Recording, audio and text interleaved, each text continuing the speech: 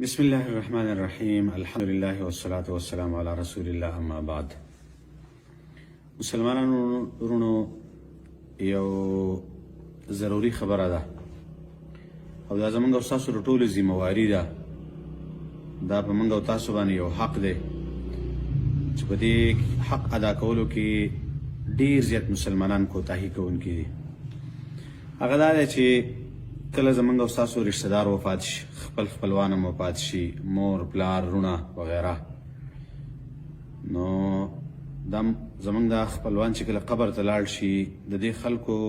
د تلو نه بعد د دوی غم کول، دوی ته فایده رسول، دوی سره ښېګړه کول،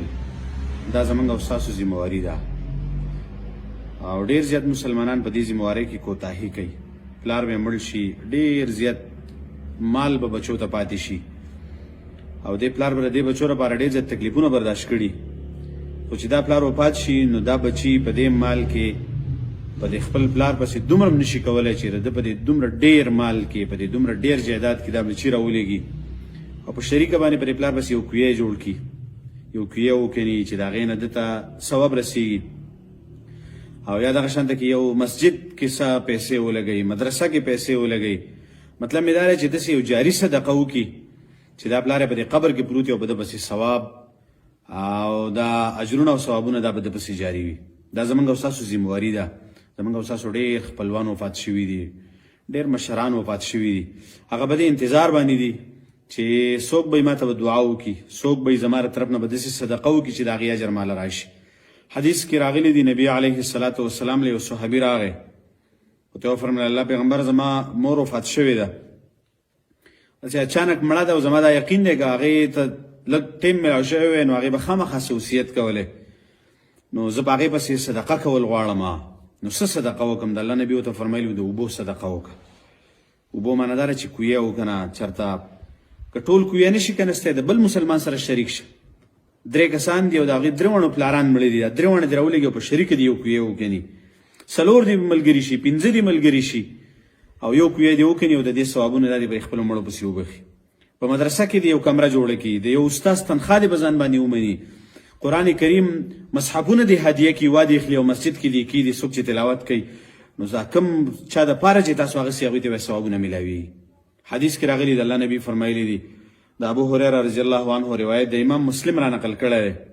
چې اذا مات الانسان انقطع عنه عمله الا من 3، الا من صدقه جاريه او علم ينتفع به او ولد صالح يدعو له. چې انسان کله وفات شي نو د ټول عملونه منقطع شي، مطلب دا دی چې د عملنامه بند شي، په ده پسې هېڅ قسم اعمال دا نه ځي په ده پسې، خو الا من 3 قسمه اعمال دي چې دا د مرګ نه وروسته په انسان پسې بیا رواني. انسان په قبر کې پروت وي او د پسې د هغې ثوابونه، د هغې اجرونه دا د ده په عملنامه کې لیکلی کېږي. او دا ډېر بختور خلک دی زما وروڼو چې په قبر کې پروت دی او د ده په عملنامه کې نیکۍ لیکلی کېږي. دا ډېره غټه د سعادت خبره ده. او دا موږ او تاسو ټولو له داسې په کار هم ده ګورئ چې موږ په قبرونو کې پراته یو او ځان له دومره څه کړي چې سوال راپسې بیا نیک اعمال لا را روان وي. نو د الله نبي فرمایي یو صدقه جاریه، جاري صدقه ده. هغه صدقه چې هغه جاري ده او د هغې ډېر زیات مصداقات دي. یو چاله دې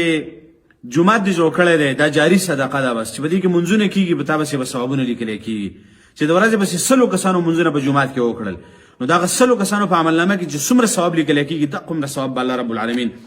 دا به تاله درکوي. او دغه شانته کې چې څوک پکې تلاوتونه کوي، څومره عبادات چې په دې مساجدو کې کېږي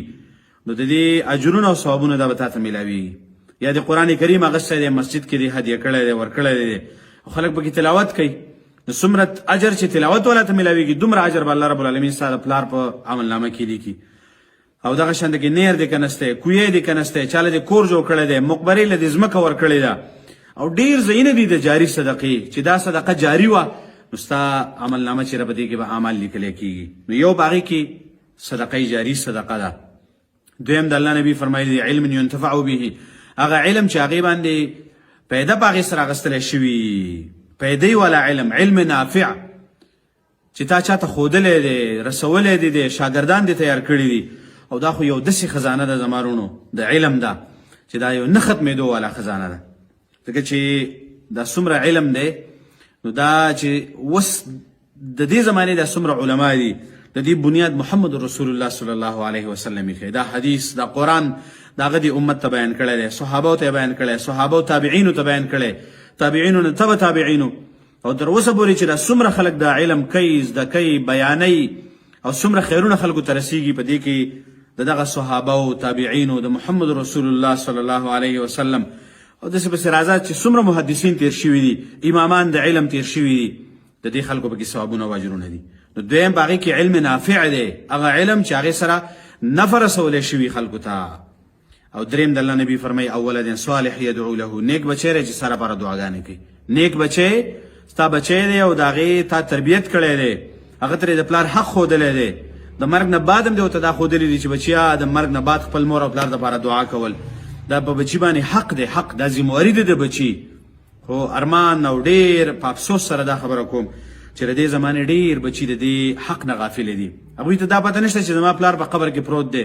مور مې په قبر کې پرته ده د هغه لپاره دعا پکار ده د هغه څه غم پکار دی چې دا به په کم حال کې وي زما دا مور پلار زمونږ دا رشته دار دا به په کم حال کې دعاګانې د ټولو مسلمانانو مړو ته رسیږي څومره مسلمانان چې دعاګانې کوي دا دې مړو ته رسیږي خو بیا بچي چې دي زما وروڼو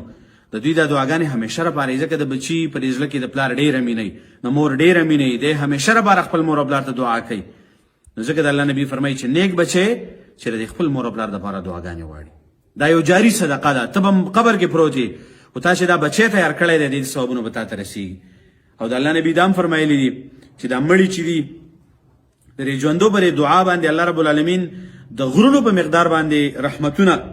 دا په دې قبرونو باندې ورداخلوي ډېر مړي په دې قبرونو کې پراته دي زما وروڼو ډېر زیات مړي هغوی په دې انتظار دي چې څوک به زموږ په دې رشته دار وکړي چې موږ ته دعا وکړي زموږ د طرف نه صدقه وکړي موږ ته څه خیر او فایده راورسوي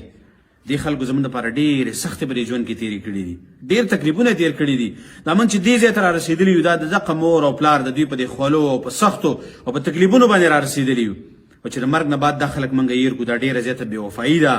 دا ډېره زیاته بېوفایي ده زما وروڼو نو غرض مې دا د دې خبرې مقصد دا دی او موضوع دا ده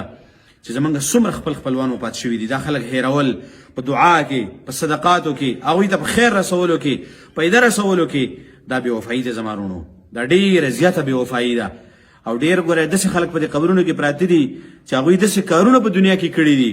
چې د ژوندو نه ډېرې نیکۍ د هغوی په عملنامه کې لیکلی کېږي هغوی مدرسې جوړې کړي دي جوماتونه جوړ کړي دي شاګردان یې تیار کړي دي او په قبرونو کې پراته دي مړه دي په خپله ژبه او په بدن باندې هېڅ عمل نه کوي خو داسې زندګي تېره کړې ده چې د ژوندو نه ډېر اعمال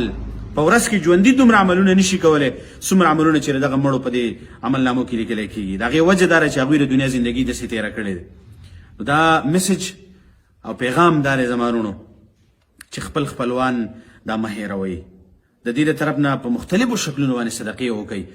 قرآنونه واخلئ مساجدو کې کښېږدئ خلک به پکې تلاوت کوي کتابونه والے علما ولې ورکوي په دې مساجدو کې په دې مدارسو کې استادان دي د حفظ استاد دی د هغه لس 15,000 روپۍ تنخواه ده او ته په ځان باندې تنخواه ومنه چې هلکه زه بس د دې استاد دا تنخواه لا به زه ورکوم او ثواب دې زما پلار ته رسېږي دغه استاد چې څومره شاګردان تیاروي او هغه شاګردان چې به څومره شاګردان تیاروي تاسو له به الله رب العالمین اجر درکوي دا یو لامحدود اجر دی لامحدود اجر دی چې دا به ستاسو په عملنامه کې لیکلی کېږي خو موږ د دې نه غافل یو موږ دنیا پرست خلک یو زموږ په دنیا باندې نظر دی د مرګ نه بعد په میراث باندې موږ جګړې کوو خو داسې نه وایو چې دا میراث موږ ته د دې پلار نه پاتې شوی دی او څه خیر او څه پیدا پکې ورکړو په دې کوی باندې خو 1,00,000 روپۍ راځي که نه دا موږ 15 کسه 15 رونه دا موږ نشو کولی چې 2,00,000 روپۍ راوالو یو کویه وکړو نو په دې خپل پلار پسې صدقه کړو غرض مې دا دی زما وروڼو چې انشاءالله په دې باب کې به کوشش کوو عامې دعاګانې به هم کوو خپل مالي تعاون بم کو چې مال په لحاظ باندې خپل مور او پلار سره احسان وکړو هغوی ته خیر ورسو د مور او پلار سره احسان څنګه چې په دنیا کې دی دقه شانته کې د مرګ نه بعد هم دی ګورئ